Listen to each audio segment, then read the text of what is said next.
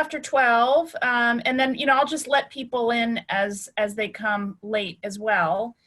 So I'm Marissa Brown, Assistant Director for Programs at the John Nicholas Brown Center for Public Humanities and Cultural Heritage. So thanks everyone for being here for Scott Stulen's lunch talk presentation. I'm going to turn it over to Christina Alderman, who is an old friend of Scott's and is going to give him his personal introduction. Just a note about sort of how we've set up the Zoom. As you have questions, as Scott's talking, what you can do is just use the chat box, and it's programmed so the chat only goes to co-hosts. So just send a chat saying that you have it. You don't have to say what the question is, but just so that I have a little queue of people. And as we go, I can unmute you when it's your turn, so you can ask Scott your question yourself. So that's that. And otherwise, I'll turn it over to Christina. And Scott, really thanks for making time for us and during a really busy and hectic time on your end, I'm sure. So thanks for. Thank you for having me. I appreciate it. Thank you so much, Marissa. And yes, thank you, Scott, for coming. Super excited you could do this and make time for this. We are in interesting times, and part of the reason I was excited is in Tulsa, Philbrook was one of the first museums to seem to open, but in as director there, I think that's an important decision, so I can't wait to hear more about your thoughts around that.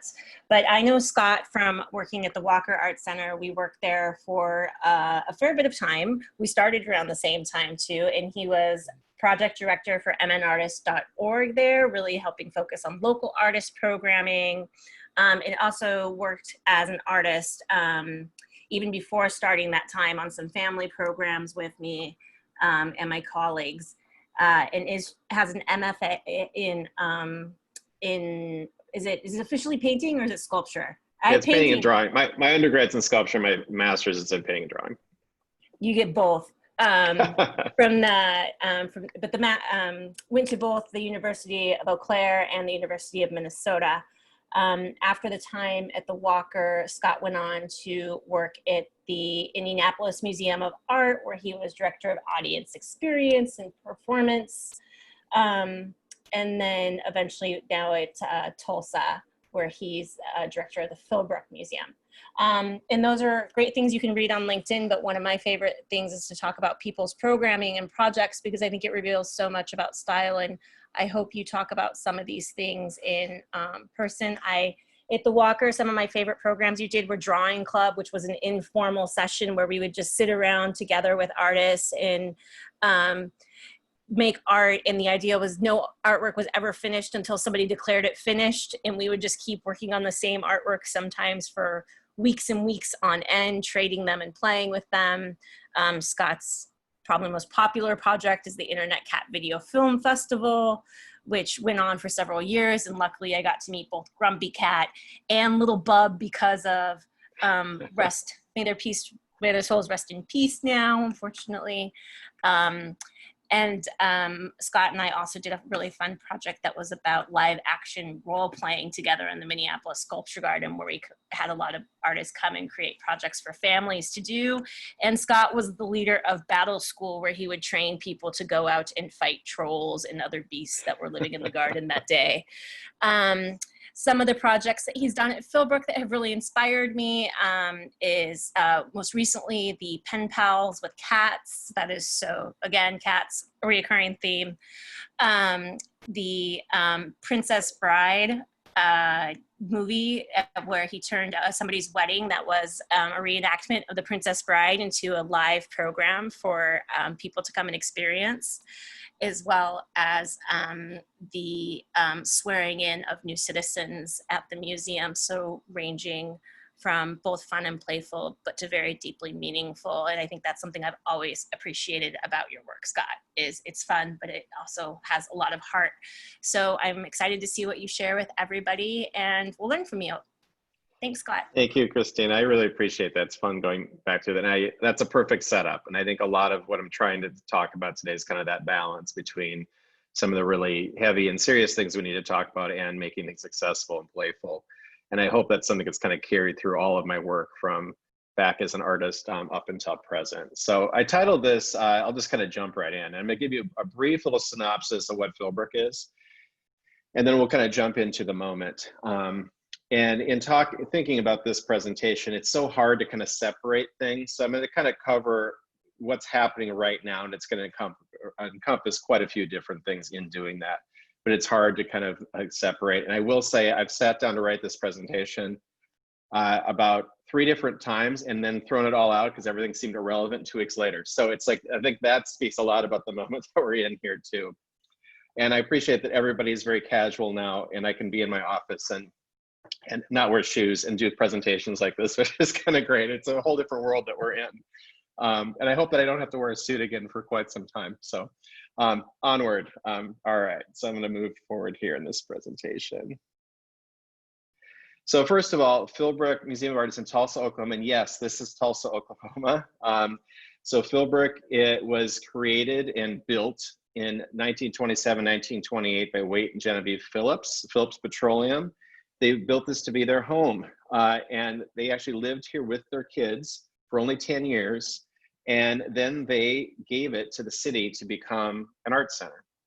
So it was gifted with 25 acres of beautiful formal and informal gardens, an Italianate villa, and no art. So all that was built afterwards and turned into an art museum. And I think a way to kind of think of that is being, so I'll come back to that in a second, a little bit more about Philbrook, but it gives you a little bit of the setting. And Christina kind of set this up already, but I started as an artist. That's my background, is having a studio art degree, and I've kind of moved from that. And I still am an artist. Here's my son and I at a drawing rally from a few years back. But really moving from artist into programmer. I was a curator in Indianapolis and now as director of the museum, but kind of that progression and taking some of these ideas into these different roles.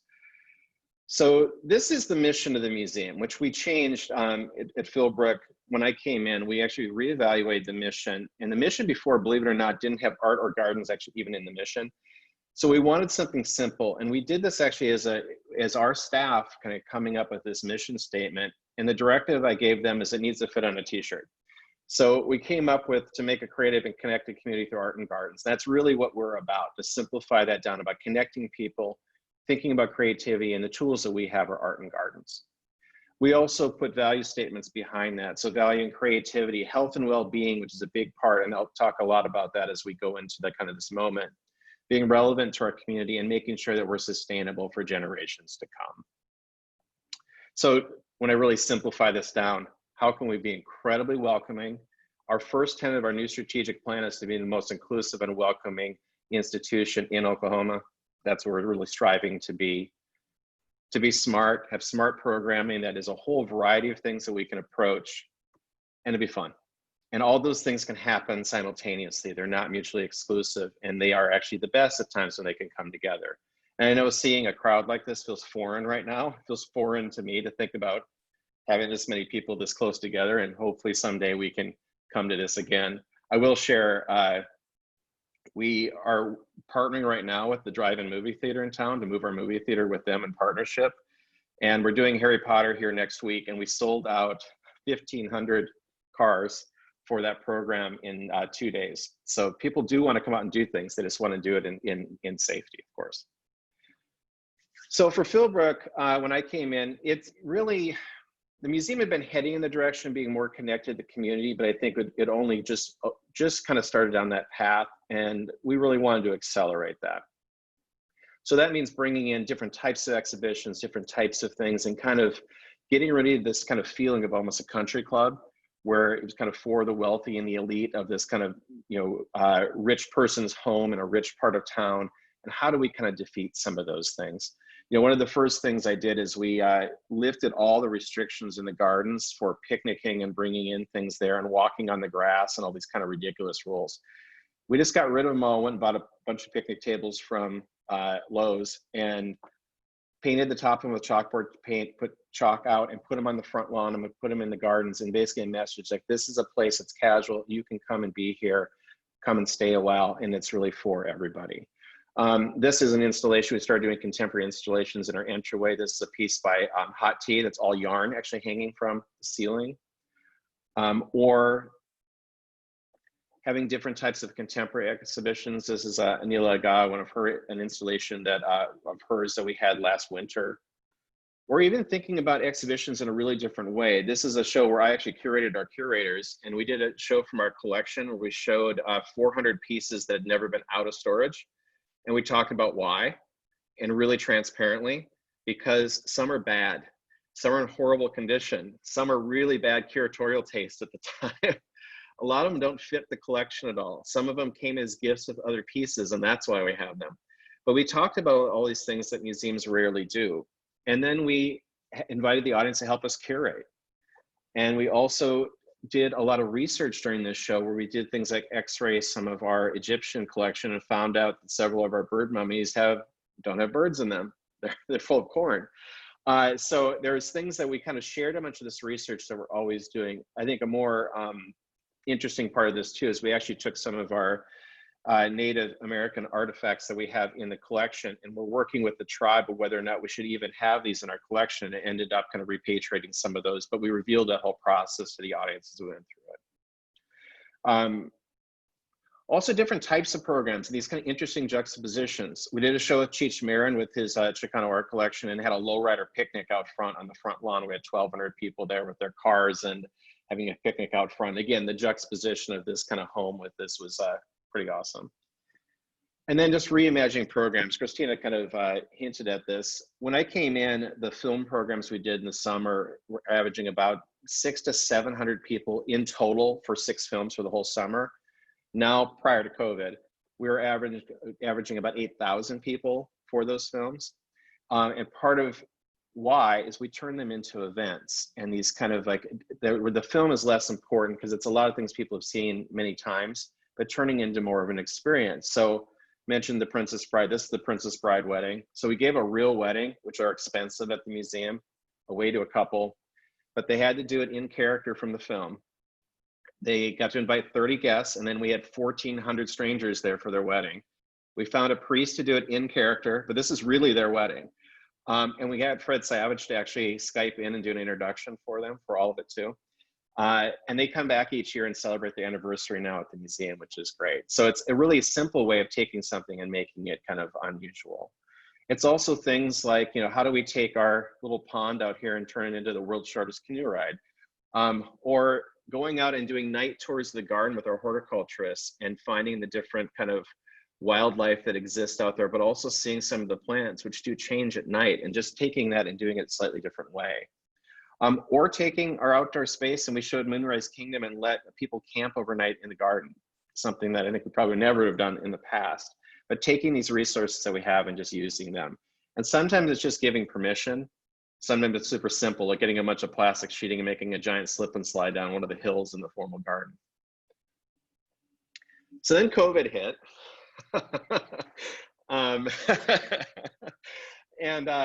You know, we've got all these plans, and all of us did, and we actually had this on our social media thing. These are 2 pieces from our collection.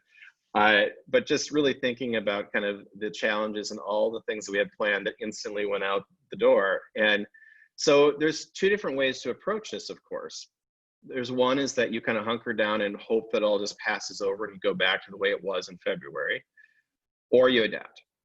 And we are an institution that really kind of prides itself in being able to adapt. So almost immediately, and immediately mean that day, the same day we decided that we were going to shut down the public spaces, we put a team together and said, okay, here's the deal. We don't know how long this is going to be, but we're going to still enact our mission of connecting people to art and gardens, even if we can't be in the building. So we put a cross-departmental team together, basically stripped away all the processes and protocols that take forever to do things, and say, like, we're going to go from ideation to execution within hours now instead of weeks or months. And we're going to try a whole lot of things and see what sticks. And also, you have no money. So that was basically the box. So what we're looking at too is this really moment that is layered. And I don't think you can take any one of these things and separate it. It's all these things at once. And I think culture institutions, higher education, museums have all these things happening at the same time. And it's really hard to separate the global pandemic from the financial crisis that's come from that, from the issues of systematic racism and social unrest that are happening, the labor issues that we know that are present, and issues in education, which is the next one on our horizon that's coming up here really quickly. And I think in the museum world, it's not getting talked about But all these things are happening and they're interconnected. And most of these things were there before COVID. What happened is that this has just exposed them and made them more raw and made them more kind of evident in a lot of places. There was financial issues before all of this. I will speak for museums. A lot of museums were running to the edge of their means right up to it. So the point is, you shouldn't have your whole system collapse in 3 months because of something comes in, disrupts your financial chain in 3 months, makes it all fall apart. That means you're not living within your means at all, or you don't have reserves, or you don't have some of these safety nets in place. And this is just exposing a lot of that. We know that there's been systematic racism throughout our culture, but also really in the field. And this is things too, that more that's being exposed. And now it's time to actually deal with some of this stuff instead of just talking about it. So I think, you know, I'm going to speak a little bit towards the end about some of this too, but how all these things are interconnected, and how if you don't fix all of them, that's going to be a problem. But also when you deal with one, if you start dealing with some of your labor issues, it does start impacting some of the other areas too. So it does work in reverse as well. So how do we find that path forward? So I'll speak kind of for Philbrook what we've done. And the first thing we did is we decided that we're not going to be an institution that's just going to be about ourselves during this period of time. We're going to look in our community at how we can reach out and help others. So we had a 4 points, and the first was as we took part of our membership money. And again, I should frame this too. We are not a wealthy institution that is sitting on a huge endowment that allows us to do anything that we want. We have about an $8 million operating budget. We took a $3 million hit last year. We had a fundraiser that did not happen, that's got pushed to the next year. And we've had to cut almost $3 million in our budget for this year. And I'll address with how we filled in some of that here towards the end. We have about a $40 million endowment, which is about 17% of our overall operating budget that comes in. 60% of that is earned. My job as director is to basically come up with about $6 million every year. So it is something that we're not sitting on a huge reserve to do this. But I think that's good to know that context. We gave a portion of all of our membership funds coming into the COVID relief efforts with the United Way. We took and tripled the size of our vegetable garden and created a victory garden here, and then partnered with the food shelf. And we're giving away hundreds of pounds of food every week through that. We also look at how can we support local artists. We turned over the platform of our museum shop so that artists can sell their work and keep 100% of the proceeds, just using our platform to be able to do that, to have wider reach. And then we launched a whole series of online programs during this period of time. First thing we did is change the name to Chilbrook from Philbrook, and this became kind of our banner for everything that we did when we were kind of not physically at the museum, and set a whole different tone for that. And then we did about 250 programs since that we've done online. So everything from a weekly family art club to podcasts with people like Killer Mike, to Instagram takeovers with Hank Willis Thomas, to I would DJ from my house some nights. That was not so popular, but I did do it. We did a cabin concert, and I'll talk about the cabin here in a minute, but a whole range of different programs, most of which that originated from our staff. And this allowed us, not just the curators, but to have our horticulture staff talk about how to do a garden in your backyard. It allowed our crew to talk about how they install parts of the show, but all different things that we could reveal parts of the museum and open it up to other people to create content. And there's the cats. So we have currently two garden cats, and maybe 3 as of today. There's a kitten downstairs that's being auditioned for the role of third cat here. But these garden cats live very posh lives in our garden and have become kind of fixtures of our collection. So it's Perella, Cleome, and Acer was the third cat that recently retired. This is when we did this whole full house kind of riff on the cats at the museum. But they live here. They've got their own books. They've got their own line of merch in the shop. But when we're really thinking about how do we connect to people when we can't physically be here in the museum, and connection is such a big part of what we are. So we started a cat pen pal program where we invited people to write to the cats, and the cats would write back. Obviously it's staff that's doing that. And this just took off. We've gotten thousands of letters from around the world writing to the cats, and these incredible letters from children sending $5 to help pay for something for the cat, to people that are just truly alone. And the one that is the most touching to me, and if you're interested, we have a podcast called Museum Confidential, and there's a small episode on there about this, and you can go find it. And it's on any podcast service, you can go find it. We had an inmate in a prison here in Oklahoma that wrote us, and he basically was writing to the cat, part of it as a confessional, but also just kind of saying how alone he feels and knowing the ridiculousness of writing to a cat, but feeling this kind of connection. And I'll let you kind of explore and find that yourself. But it's been an incredibly touching thing for something that seems kind of so silly in a lot of ways, but it's amazing how sometimes that can work.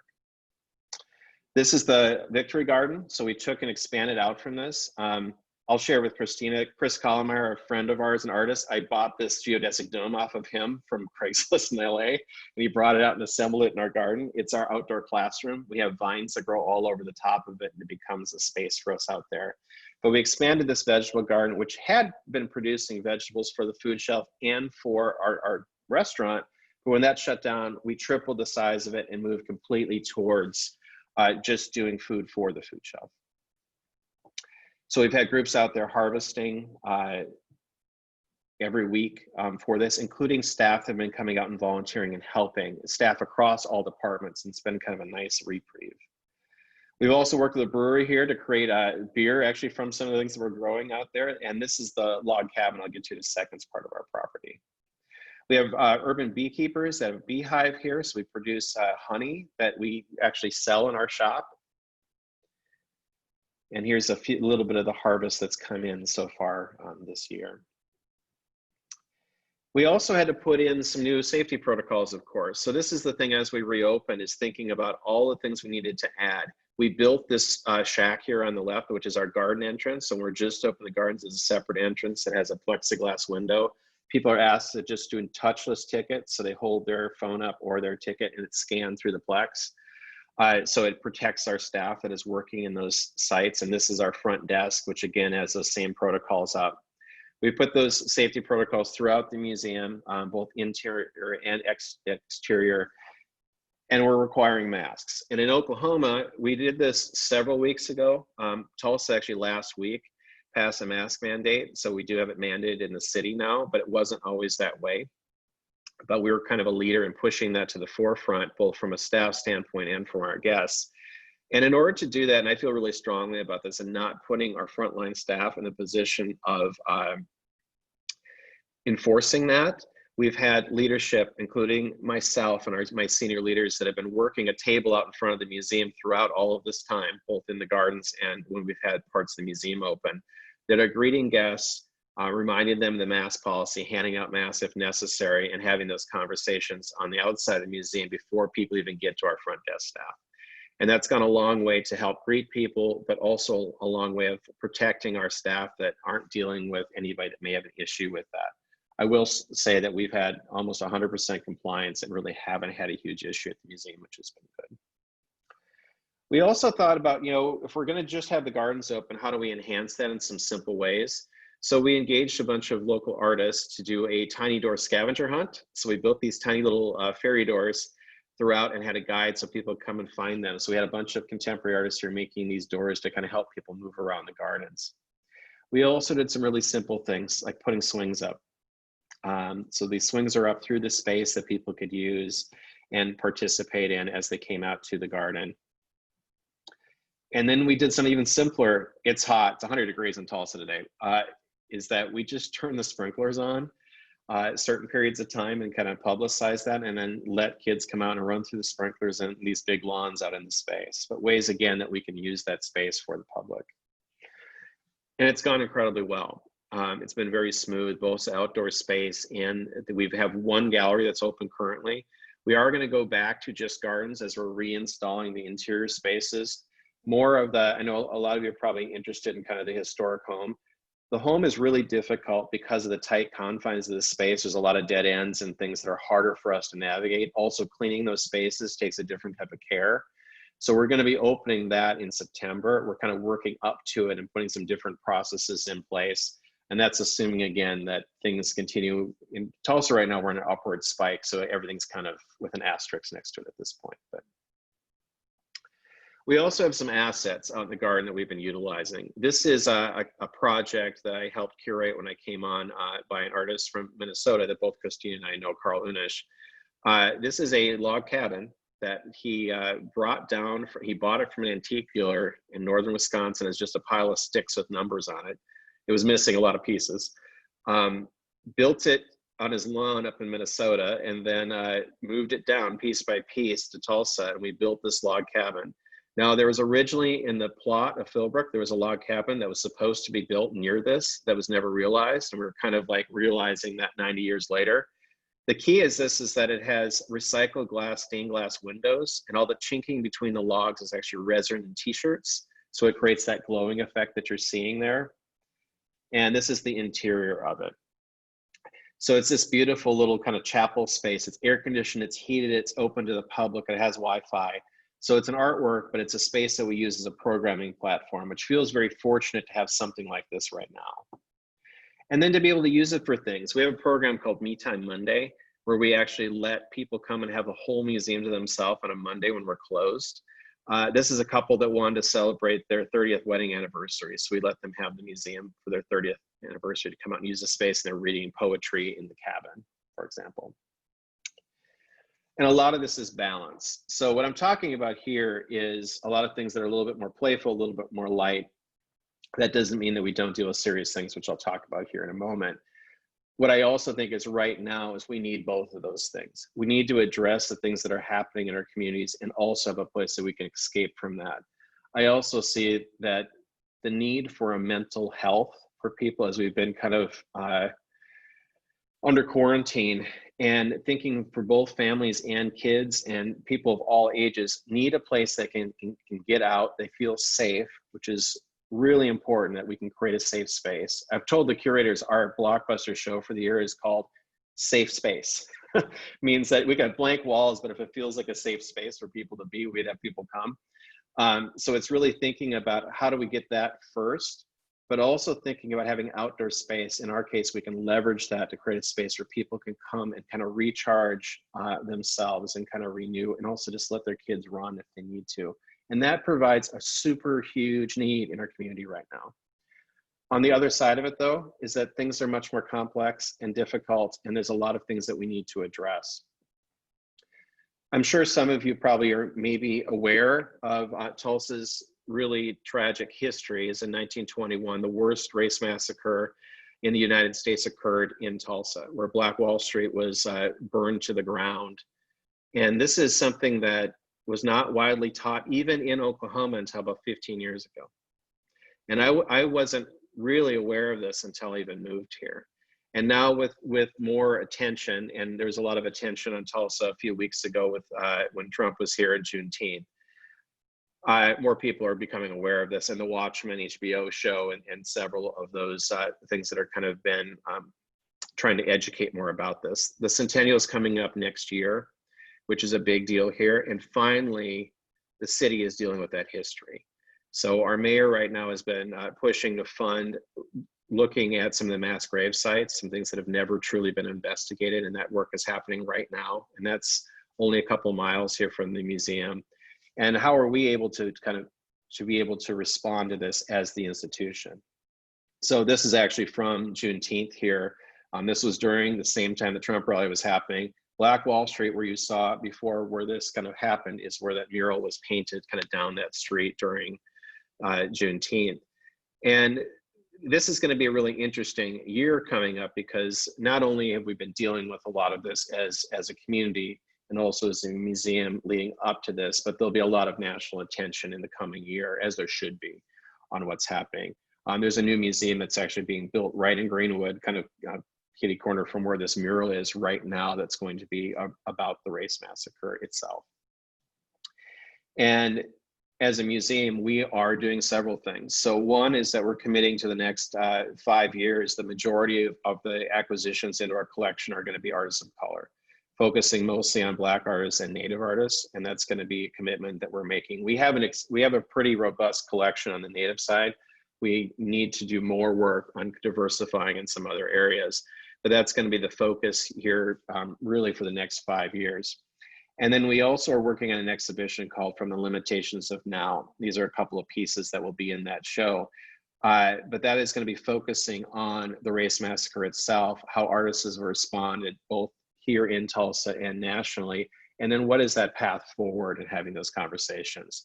This is an exhibition that will not be just within the walls of the galleries, but it's something that will be throughout the museum and then throughout the city. We are actually working with a lot of other collectives here to be able to organize it, that this will be something kind of throughout. There's also a large project funded by Bloomberg here with Rick Lowe, and Rick is working on a project, and this will intersect with Rick's project as well. On the other side of it, this fall, we're opening Hearts of Our People, which will be the last stop of the show that currently is at the Smithsonian. This is the first major Native contemporary women's show. This is at MIA in Minneapolis, where it started, and we're kind of the last stop for it. And this is exciting for us to be able to kind of be the last stop for this. And there's a lot of Oklahoma artists that are actually in the show. It also aligns with Philbrook has a very large Native collection, but also it's a big part of our history and the land that we're sitting on. We're completing our land acknowledgement that we've been working on for quite some time. And then the Supreme Court ruling came through a couple of weeks ago. And technically now we are officially, not that we weren't before, but like by law on Creek land. And so that's a different kind of layer that we're adding to it. So we've been working with all of the tribes. Fortunately, since I've been here, we've been able to actually get a couple of the elders and the chiefs of tribes here near Tulsa on our board. So they're part of that conversation on a board level, but also we have different advisory groups that we've been putting together as part of this too. So it's a big part of who we are, and it's something that will be even more so as we go forward. And it's also, how do we change the collection? So we're in a historic home that has a lot of history with it, good and bad. And as I'm sure those of you that deal with things like that, over the years, a lot of mythology that gets built up too, about the family, about the space. The docents have created a whole different history that is not necessarily grounded 100% in fact. And we're working to kind of undo that, to kind of reveal that and reveal more voices and more histories within that. And how do we kind of make some interruption in the collection? This is a Kent Monkman piece that we currently have up called The Water Protectors that feels very relevant right now. This is dealing with Standing Rock, but again, very timely. But this is in one of our European galleries. You come around and this is kind of like, there is kind of an intersection in there. And there's a Thomas Moran next to this, and kind of how do we kind of create these things where there's these interesting juxtapositions and conflict that maybe even happens within the spaces to get people to think differently. And we're entering into a rehang of the entire collection, the entire bill and the permanent collection. And we're going to be doing that over 2 years and doing it fully on view with the public and talking about that process as it goes forward and as we add more interpretation to it. So it doesn't become something behind closed doors, but in full view of the public. And then lastly is like, if we're going to make these changes, you also have to make the changes on the financial side. As much as that we want to do for social justice or for changing labor practices, if you can't fix the financial part of it, you're really limited. So that's the donors that are coming in. It's giving yourself more flexibility. How are you having earned income? Other things that kind of unhinge you from the traditional things that maybe sometimes hold back decision-making. And that's making some more bold decisions. This is a vase that when I came in was in storage. It had been in storage for 35 years. It didn't fit the collection. We had Christie's come in and do an audit of all of the Asian pieces in our collection, including this. And this kind of stood apart, not only because it was unique, but also because it didn't fit the rest of the collection. It was appraised in the late 80s for about $350,000. It's about, I don't know, about 3 feet tall or so. The Asian market has changed quite a bit. So when this was reappraised, it would have been 2018, it was appraised between 12 and $13 million. So we had a choice. One is I put it back where I found it, pretend I didn't see anything. Or we put it out and have nothing really to support it that we can put around it. Or we deaccession it and set up a fund that we can start filling in some of the holes that we need to in the collection. So we deaccessioned it and we sold it, and it sold for almost $17 million. And that overnight set up a fund for acquiring new work, particularly artists of color, that we could have not done without doing that. So it took our acquisitions fund up 10 times overnight And from that, we've been able to add things like, you know, a large Candy Wiley to the collection, adding, you know, Theaster Gates, adding other artists that we would have taken much longer to be able to do that. So there's a lot of work to be done. I think we all know that, a lot of work ahead. And it's both internal and external. And I'm really focusing now is I do believe we're in a moment. And we're in a moment right now that is maybe never going to happen again in our lifetime because of all this stuff is happening at once. We can make change happen much quicker now than maybe normally.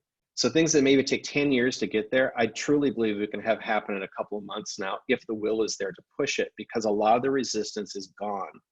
And that's what happens at times in crisis, is that there's nothing to lose, so you can kind of take some of those bigger leaps. And it's something I've been telling my staff, I don't want to miss this moment, and to make sure that we can take full advantage of it the best that we possibly can. And I do see at this moment, there are museums taking two different paths. There's one that are just trying to weather the storm, and those that seeing that there is a new future here, and a future that has a lot of opportunity in it if we seize it.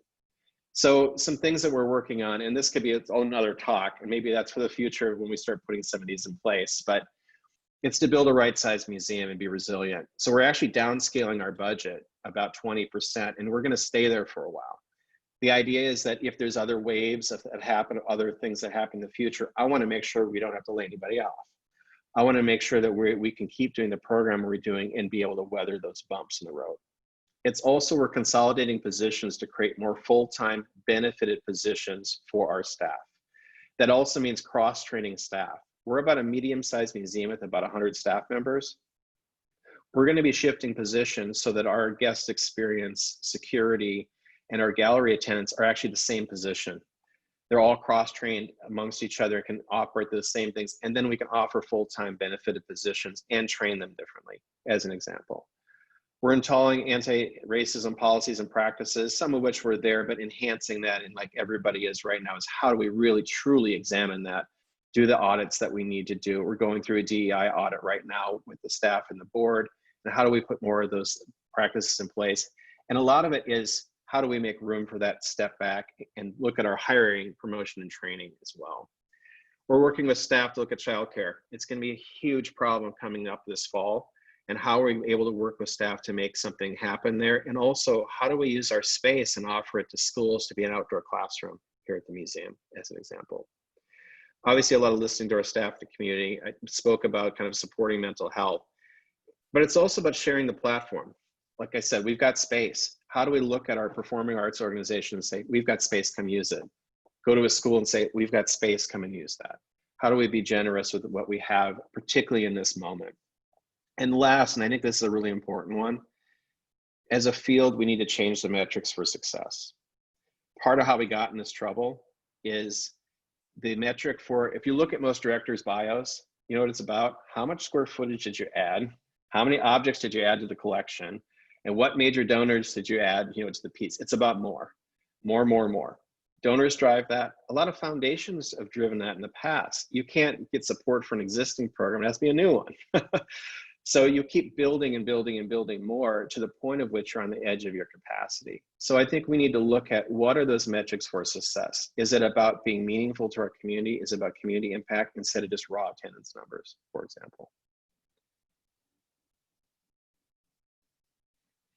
So in closing here, because Christina was introing this, I've been thinking a lot about the open field project we did at the Walker and how relevant it feels now, because that space, that took all outdoor space in this big, just open field, very little resources for it. It was just this idea of having space, and this idea of what does it look like having the public, the institution, artists working together on a project, bringing that together. And it's things like, you know, this is Chris Kallmeyer's piece where we invited people from the neighborhood to bring their lawnmowers over, hooked them up with bells, and we did a bell orchestra and mowed the lawn as a performance. And these are real performers from the public. And being part of this piece. Here's the LARPing thing, because I have to put it in here. So we did this hard live action role-playing game out on the lawn. Again, this strange juxtaposition between kind of a fantasy world in the high art of the museum and the kind of the maybe low art of this LARPing community. But it's also thinking about how we interacting with the art in these different spaces. This is a residency we did with a group called Rolu, where they made pieces from the Walker's collection and then put them in these outdoor galleries. These weren't the actual pieces, they're copies. so you actually can interact with them and touch them in ways that you couldn't work on the inside. But I've been thinking about this a lot now in the COVID world, like, are there things we could do like this again? And sometimes it's just the crazy ideas that you can get by with. And can you do, this is still one of my favorite programs ever. And we did this with Machine Project out of Los Angeles. And I learned so much as a programmer from this, because Mark Allen would say is that the best title for a program is just describing what it is. Just the thing that it is so amazing, is that's why it's good. So this is a car break-in workshop for kids, which is a car break-in workshop for kids. So we taught kids how to hotwire cars and to break into vehicles. But we did it as an informational workshop, and we did it and didn't get in trouble. So that was great. But, you know, and Christina mentioned Drawing Club too, but just how do we have these different things can happen in space? So I've just been thinking about this a lot in this context of the pandemic and how we can adapt to that space. And, you know, just have to put it in here. And sometimes it's these simple ideas like bringing people together to watch cat videos. They can get 10,000 people to come and show up and dress up for it. And just so you know, this is continuing to go. Will Braden, who won the first festival, this Henri Le Chat Noir video, is taken over. He's created his own business out of this. Will lives in Seattle. And we've hosted the Cat Video Festival at Philbrook every year since I've been here. And we still get 1,000 people to come and watch cat videos every time we do it. So it continues on. And lastly, don't take yourself too seriously. Be authentic. You know, as a leader, I think part of it is I'm willing to do a lot of things. And if I'm not willing to do something, I shouldn't have my staff do it. And to really put yourself in the front lines, to try different things, and to realize that if we're going to really do things that kind of take off, it's how do we do something that is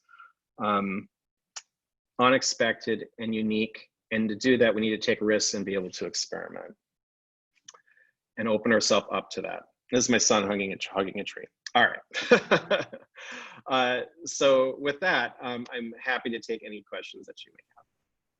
This is so wonderful. And you're probably seeing the chat, but you're not seeing it because you were talking. But, you know, I think people are just so inspired after it's been such a tough time for people who love museums and work in museums. And so I won't go into all the ways this is incredibly inspiring. I have a question, because I have friends who are directors of similar organizations right now who come into it wanting to make the kinds of bold changes that you have made just over, it sounds like, a couple of years, really, at Philbrook. And, you know, you said in the beginning, you've got to raise $6 million a year, so maybe that's a little less now that you're cutting your budget, but how have you dealt with that challenge of the fear of losing people and losing money if you kind of, you know, are being so bold? Or have, you know, what's your feeling about that challenge? It's a hard line to walk, and you have to do it very tactfully, and you need to do it with some strategy to it. I think if you go too fast, you risk losing a bunch of funders, and you know that means jobs. And like a lot of museums, I'm not sure people realize how tight our budgets are. Like we've cut everything back in 2008, and it never really came back. So most of our budgets are people's salaries. We're 70% people. That's our budget. So when you start cutting into that, that means people, unless you can come in and fill it in other ways. So part of it's been finding new money. We've been able to find a lot of national money that wasn't coming in before. Particularly Mellon's come in and supported a lot of things with our Native initiatives that we've been doing and things towards social justice that we've been moving towards. And the more that we see funding coming that way, the board kind of perks up and they're like, oh, that stuff that we're doing that we should be doing morally anyway also makes good business sense. That's great. And that helps kind of spark, and it's brought in a lot of other money that never was coming in because we've been moving to being a museum that's for all of Tulsa, not just the elite. And so we've actually been seeing that come in there as well. And then it's also focusing on earned income. Now, earned income in a time of a pandemic is a double-edged sword when people aren't buying tickets for things. But we're trying to get more creative on that side as well. And does it mean there's some missteps? Absolutely. I've lost some funders, but it's people that I was not sad to see go because they were holding us back. And I've been fortunate enough that we've been able to fill in some of that money from other places and be able to kind of keep ourselves above water there and not go so far that you have a mutiny and you start not able to do anything. The last thing I'll say to that is like to the funding side, and I've been telling staff this in this kind of crisis, we need to make sure that the funding stays in place so that we can help others. So using kind of the airplane analogy, like if there's an emergency on an airplane, you need to put your mask on first before you can help somebody else. And that's kind of where we've been for the last couple of months, making sure we're okay, and then we can start to help others. That's great. I will pass along that advice. Actually, I feel like I've had conversations with people just over the last couple months on that. Maggie has the first question, and you should be able to ask it, Maggie. Yes, I'm unmuted. Thanks, Marissa. Thank you so much, Scott, for this presentation. I actually got to visit the Philbrook in January, so oh, great. To see those photos again. Yeah, and I loved it. One thing I noticed when I was there was that you had this community partnership with the library, and yes. I wondered if you could talk more about community partnerships. You mentioned the food bank, but sort of what are the problems now with community partnerships, and what are the possibilities this time? Yeah, we've done a lot of partnerships, library being one. We also do a lot of civic partnerships, everything from voter registration here to doing naturalization ceremonies, which Christina mentioned. And we try to partner whenever we can because it allows us to do more. We just have a limited capacity of both staff and what we can do, but also where can we kind of bring things where it's a 50-50 relationship to it. So we're both benefiting and not something where I think oftentimes you get these really unbalanced partnerships that aren't necessarily healthy for either organization. So we really try to work to kind of pick our partners well and make it be something that's beneficial to both. And actually it's increased during this period of time because everybody is kind of in a position where they can't do as much. They're maybe dealing with financial challenges. So the more that we can join together, the better. And sometimes that's just been Instagram takeovers or being able to give our platform to others. But we're also going to be hosting some performing arts events coming up here and then simulcasting those and just using our outdoor space for them. We also did a partnership, which I'll mention, is shortly after I arrived, after the 2016 election, we wanted to do something for teachers. So we came up with a program within days after the election where we now give free memberships to every public school teacher in the state of Oklahoma. They just have to come in and ask for it and process that. And we've been able through that program to partner with all sorts of education organizations throughout the state.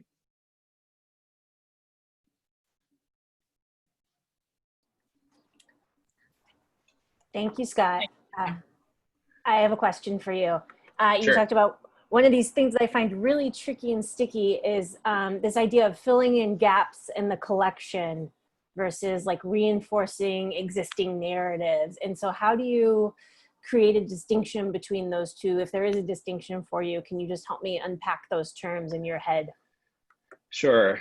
There's a couple different ways you can go. And I think our museum is like a lot where it has kind of, I will say it, kind of a mediocre collection that has tried over the years to tell the history of art through a collection that has giant holes in it. And that's super problematic in a lot of ways because you kind of lean into what you have and you create kind of these false narratives in a lot of ways. So what we're kind of looking at it is where do we have strengths that we can kind of lean into and where can we kind of create some themes that we're kind of hitting on with the collection we have that reinforces that. And where do we disrupt some of the things that have been there in the past? As you can imagine, we have these pastoral, like European and American paintings in different areas. Like where do we have pieces like that Ken Monkman interrupt that now so that it kind of changes the context of those works that have maybe been here forever. But it creates it just in a different way of looking at it. And the one way we're approaching it is we honestly have too much stuff up. There's too many pieces up that almost create wallpaper at a certain point that really do not have enough interpretation around them. And there's not even a really reason why they're there other than they look pretty. So we're looking at how do we maybe have, a third of what we have up now, but really contextualize everything and be able to tell the stories around it and then rotate more frequently. So that's kind of the direction that we're working on. And how can we lean into more long-term loans instead of having everything be an acquisition? There's a lot of things that we can get there in storage at places that we could have up that really help us tell a better story, that we don't have to go through the process of acquiring it, even if that's even possible. And I think the last thing I'll say there, Christina, is that it's also saying that we've got a lot of pieces in the collection that aren't, they may not be the best example of that artist or the best work of art, but they're really meaningful to the community because we've been able to make that connection. And therefore, they're incredibly valuable. And so I think that's part of it too for an institution like us, is to think about stuff that we can make that connection to the actual audience that's coming in. Rebecca, I think you can ask away. There you go. Thanks. So hi, Scott. Thank you for this incredibly inspiring presentation. I'm interested in learning also, though, what was happening among your board as you were implementing some of the changes that you were talking about, both pre-COVID and leading up to and getting into the pandemic. Understanding that a lot of what you were talking about is programmatic. Were there other things of note that were taking place within the governance of the institution? Yeah, that's a great question. And we're very fortunate. We have a very large board. I've got 60 board members on our board. Yeah. But our executive committee is 15. So it's a more manageable group, still a pretty large exec committee, but that's the group that you really are working with a lot of this. And a lot of it was communication. So from day one, when we basically shut down for COVID, I sent a daily report to the board. It took time to do that, but I did a daily report to staff and a daily report to the board. I sent it every single day for 2 months, and keeping them updated of every move we're making, kind of what we're making, where we needed feedback from them. That went a long ways to keeping them informed of what was happening and feeling like they knew what was happening and trusting the leadership and the moves we were making. We also made some of the financial moves really early in the process, and that built a lot of trust with a lot of the business people that we had on the board that were making those same moves in their companies. And so we did furlough staff. We did furlough staff in early April, and then we brought them almost immediately back when our PPP loan came in. And so that staff, a lot of them were then on payroll. And in full disclosure, we had to do a few layoffs, but very minimal that we did in June. It was just actually a handful of people, and most were early retirements. So we were very fortunate, and that's partly because we made those financial moves on the early side of it. I also was able to bring the board along in this process. So they allowed us to tap into the endowment and move that percentage up to 7% from 5% for 2 years. And then AAM and AMD also relaxed some of the restricted funds guidelines that were in place. So we could take the interest off a couple of our acquisition funds, not the corpus of the fund, but just the interest towards general operations, which the board allowed us to do for these 2 years as well. That basically saved 15 people's jobs, and to be able to do that. But a lot of it with the board is I've been fortunate over these years is they hired me as an unusual director. My background is so not normally what's in this position. They knew that. I think they knew that coming in. They knew that I could program and run the content side of it, but a lot of it was kind of proving that I could do the financial side too. And I've been very successful on the fundraising side in bringing that in before all this hit. And that kind of helped have a lot of the trust when it did hit, the moves that we were making to support that. We also put an effort out to the board to do a matching fund. One of our board members owns a soccer franchise. He put $500,000 out there during COVID to be matched, and the board have stepped up, and I think we're almost at 400,000 with that right now. So we've had board members that stepped up in this crisis too to give in that process, which to me, and this is also some of our more progressive board members that believe that we matter to the community and also that the direction we're going is correct. And I think as we're seeing people do that, it's helped quite a bit too. Not everybody's in that fortunate position. I can tell you I've got a lot of director friends out there that have been battling their board throughout this and not seeing eye to eye. I think a lot of it is good communication. And it also depends on a little bit of the makeup of who's on your board. Hold on. I hope that answered that question. Yeah, let me, sorry, she went back to muted automatically. Let me unmute her. And there you go, Rebecca. Sorry. That was great. Sorry. Okay. Okay, I think we've got one more question from Nancy Jakubowski. I think I did unmute. Yeah, I did, Nancy. Go ahead. Can you just say also who you are? Sorry, we all should have been doing that, or everyone who had questions. But Nancy, why don't you say so? I missed what you wanted me to say. Oh, just what you do. Scott, I work in the Brown University Library, actually the main library and the music library. So I was interested to see that you are not just an artist, but a musician. And I'm a RISD grad from a long time ago. Great. So I'm glad to see an artist leading an institution, and I think you're doing it in amazing, creative ways. I wish your museum and you weren't so far away, because it sounds like such an amazing place.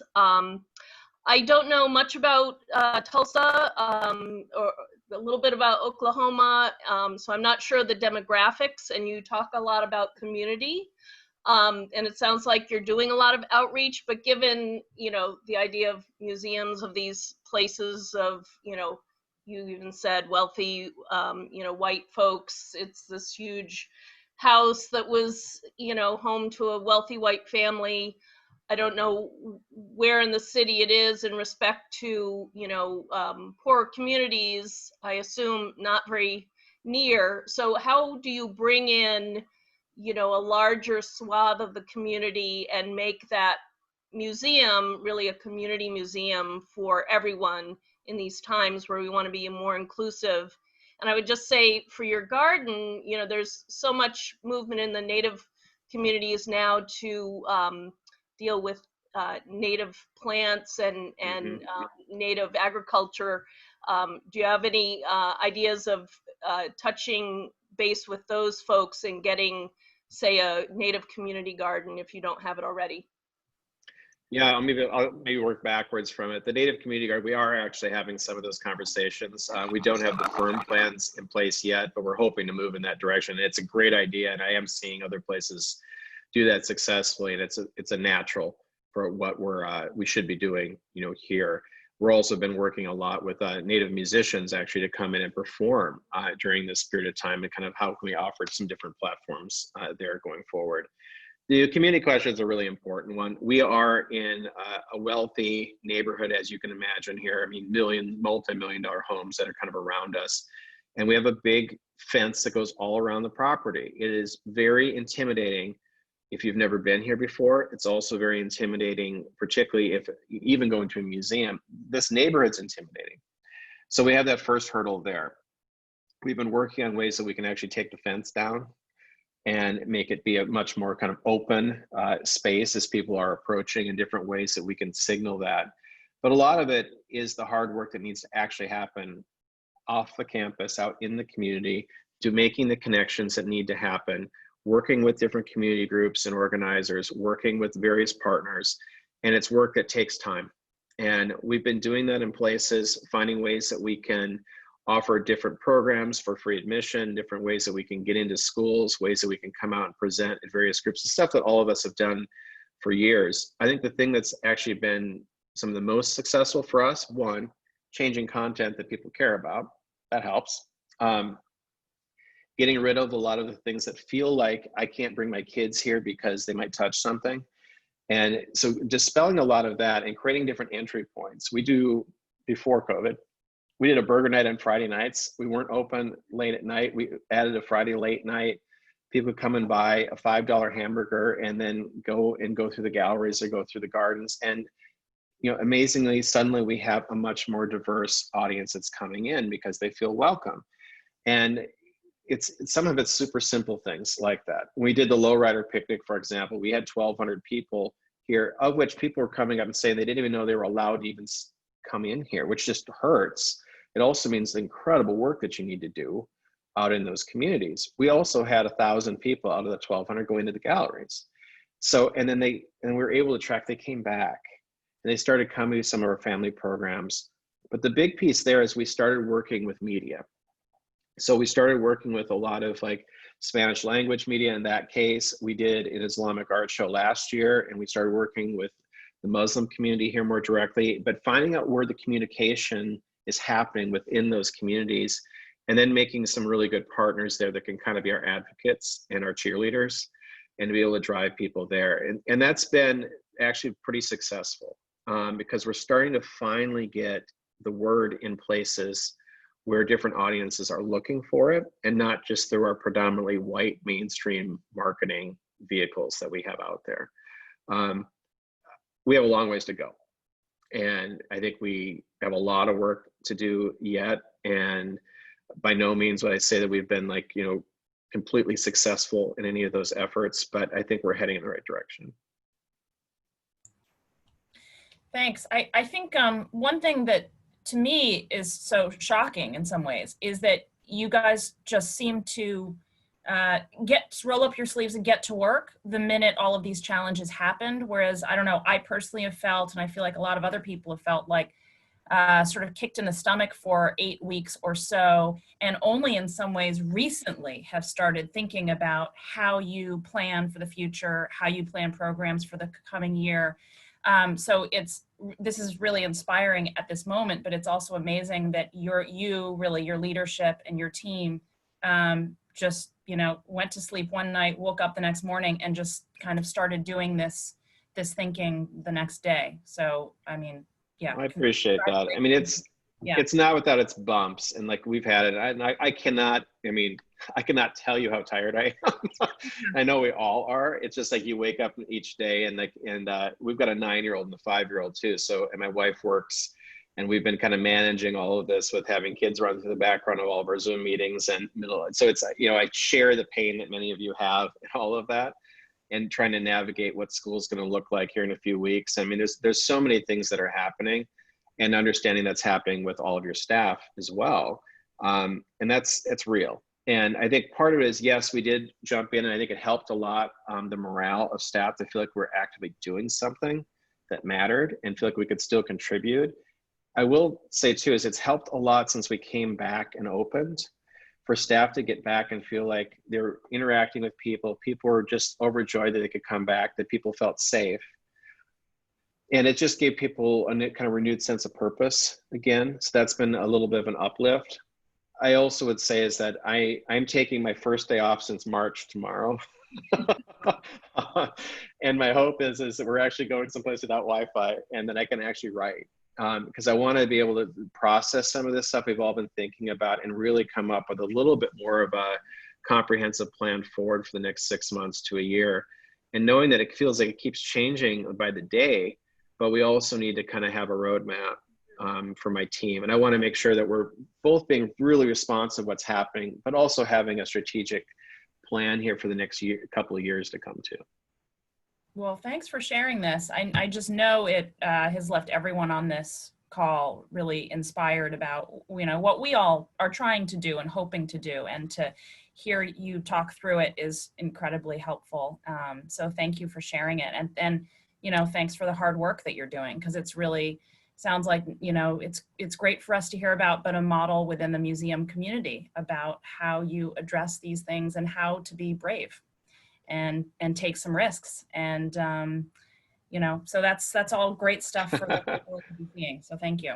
Well, I appreciate that. That's very kind. And thank you for this opportunity to talk with everybody. And I'll put out there, when the world comes back, or if you ever go on a Route 66 road trip, Tulsa's on the route. So if you come through here, open invitation, reach out. I'd be happy to show you around. Thanks. And Christina, I unmuted you too, so. Oh, no, Scott, always a pleasure. I'm ready to come have a beer in your garden any second now, and really excited. And I know you're a great person, and I hope other people reach out to you independently with questions, and feel inspired that you've really learned how to mesh your creative practice with your administrative practice in such a strong and inspiring way. So always a pleasure, Scott. Always a pleasure. Well, thank you, Christina. I really appreciate that. And for everybody here too, in all seriousness, reach out. I'm easy to find online, and they have my email too. But if you do have any questions, please send them. I'm happy to kind of answer anything I can and help any way I can. Thank you. Well, enjoy your vacation. Thank you so much. Yeah, it's like all of 3 days at like a cabin, and we'll see. It's 100 all degrees here, so it may not even be fun. We'll see. All right. Enjoy, Scott. All right. Thank you so much. Bye. Yeah, thanks. Bye.